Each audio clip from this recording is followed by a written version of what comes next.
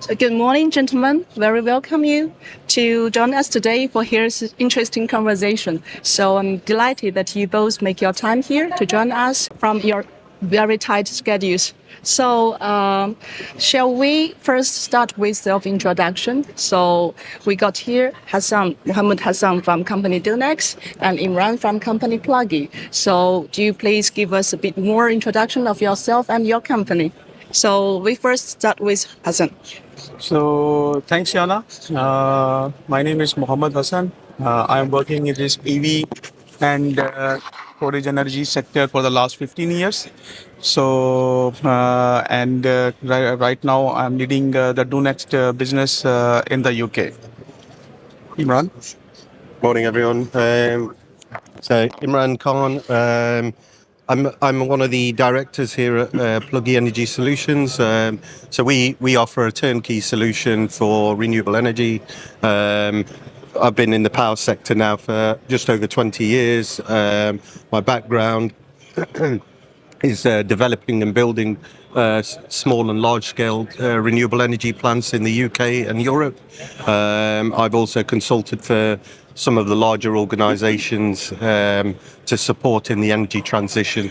So it's lovely to be here today and have this discussion with you on what we see as quite important actually in the transition into the future. So it's really an honor to have you both here. Then I actually got few questions for you guys. So I'll start with the first one. So just feel free to tell us your opinions. So the first question from me is, how can solar and battery investment actually benefits clients with the commercial and industrial sectors? So I'm happy to answer that one actually. I think so. Some of the work that we've carried out over the years in the UK and in Europe, we've seen storage actually get scrutinised in projects, but actually storage it makes a lot of sense when you're installing on large scale sites. So from a commercial perspective, sizing up a storage for a building consumption is probably the key.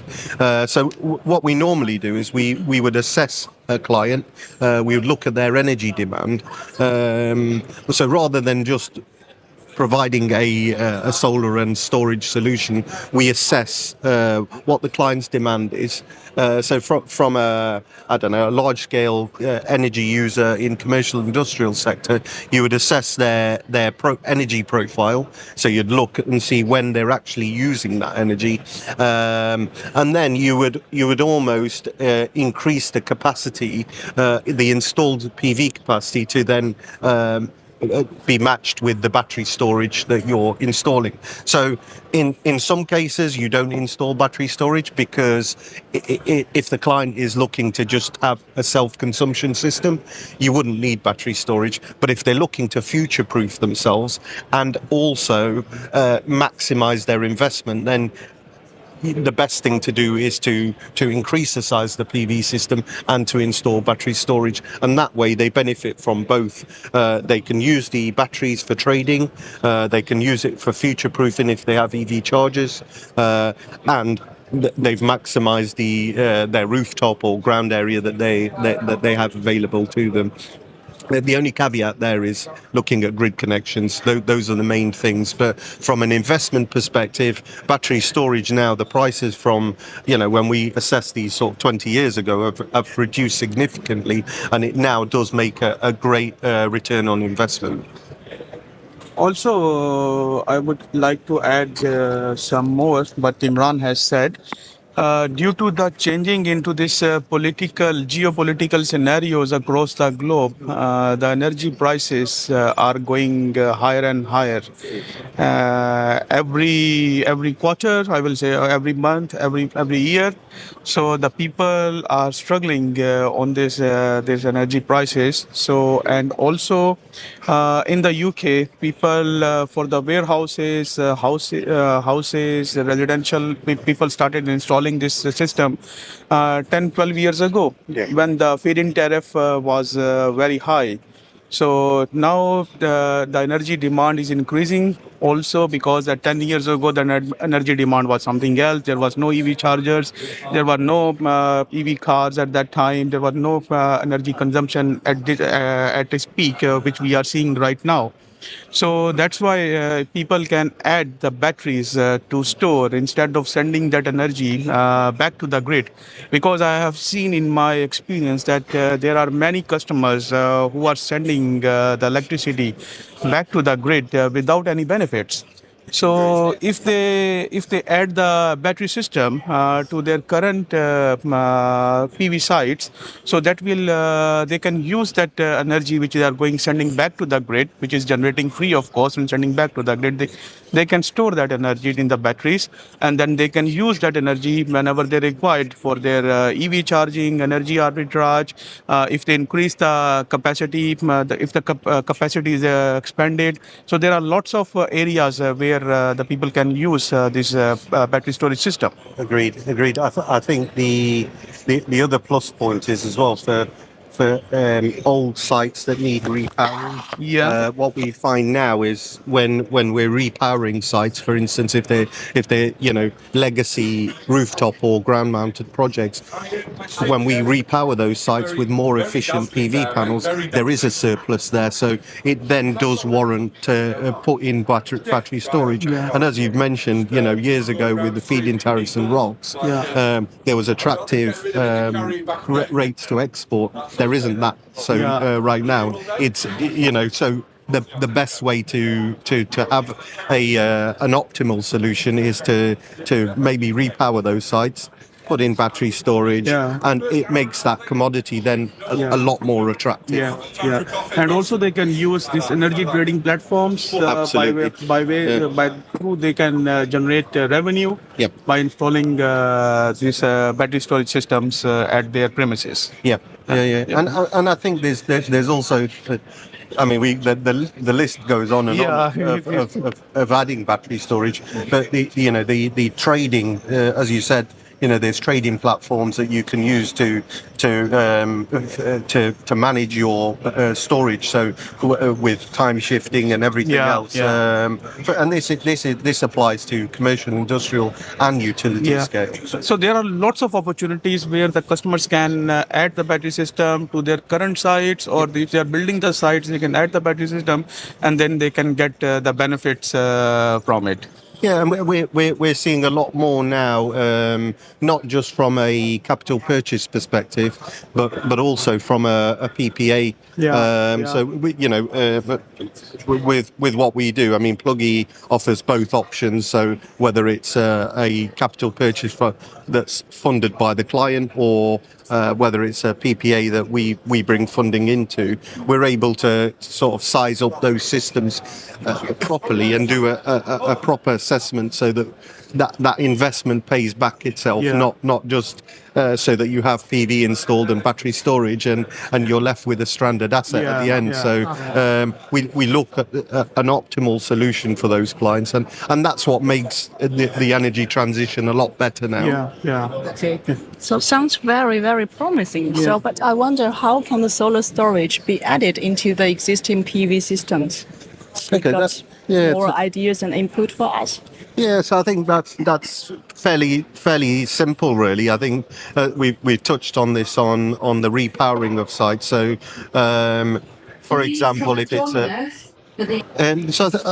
I think storage can be added at any time, really. I mean, we look at systems for clients where they sometimes ask us to put in inverters that would work with battery storage, so like a hybrid inverter at the time you do the installation. And this is can be C&I space, or it could be utility scale, where they look at a future-proofing that site. And we find more so people are doing this than historically, because there is that view that, is this site going to add EV chargers? Is there going to be an increase in demand on the site? And all those things then enable you to actually look at that project and say, well, actually, when we're designing this, we should design it with the view that we either install battery storage now, or we add it in later, and how can we put in the enablement infrastructure now to make life easy for the client? And that's what we do. So it can be added at the time of installation with a solar, or it can be installed later on. But you've put in all the enablement work so that the transition into solar and storage is a lot smoother. And in my opinion, for this existing solar systems, as they were installed 10, 15 years ago, the inverters, the products, they are out of warranties. They are having so many problems with the customers. So customers are looking to change the inverters, and that technology which was available 10 years ago is not available anymore. The technology is well advanced in the last few years. So you can do the monitoring. For the old inverters, there was no monitoring. You can't see anything. The apps are available. Monitoring platforms are available. Trading platforms are available. So the customers now wants to looking to replace the old inverters. So we are suggesting them to go for the hybrid ones.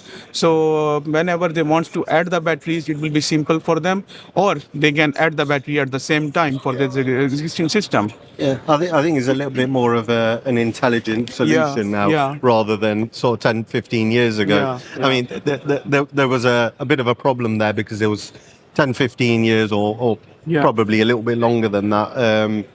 There was a lack of knowledge in not only in the technology but also the EPC side. So we've also have to deal with those legacy issues that we see on those sites, and it's a good time to then optimize those sites by putting in fresh systems that are going to give the maximum power of those assets, and also putting in storage where you're future-proofing those sites. And a lot of customers now, or clients in the CNI space, are looking to do that. There is a genuine need for this, and it's not a sale. It's a need now and a requirement. For instance. Sorry, I keep giving examples, but for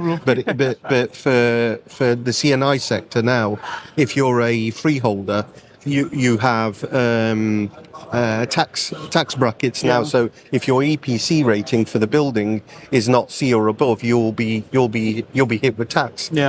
So now there is a drive to put in renewable energy, and that not just a token gesture. It's actually utilizing and maximizing that PV generation. And how do you do that? It's by putting in battery storage. And with the view that you will put in EV chargers, because we are moving into that electrification phase. Also, I want to add that you are aware that the EPC ratings law is changing for the landlords. So all the landlords required now to comply the EPC rating C in the UK.